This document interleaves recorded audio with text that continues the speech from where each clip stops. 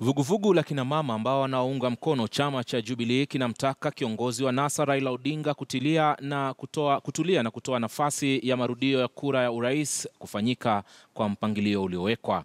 Wakiongozwa na spika wa bunge la kaunti ya Nairobi Beatrice Elachi na mwenyekiti wa kitaifa wa chama cha Labour Julia Ojiambo, viongozi hao wamemshutumu nia ya mrengo huo wa NASA kwa kuwa na nia mbaya kuvuruga uchaguzi huo. Kwingineko, wafuasi wa chama cha Jubilee waliandaa maandamano ya amani mjini Busia kuunga mkono tume ya IEBC wakiongozwa na aliyekuwa mbunge Ababu Namwamba.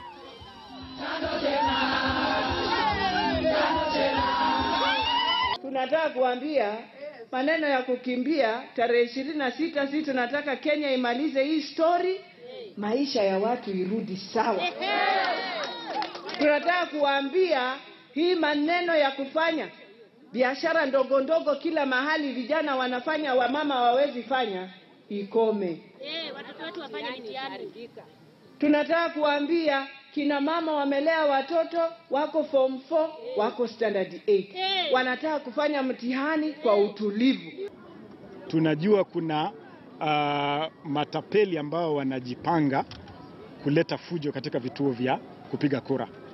Tunawahakikishia kwamba vitengo vya usalama vitadili na nyinyi perpendicularly, na kwamba kila mpiga kura ambaye atajitokeza katika kituo cha kupiga kura atapata usalama tosha.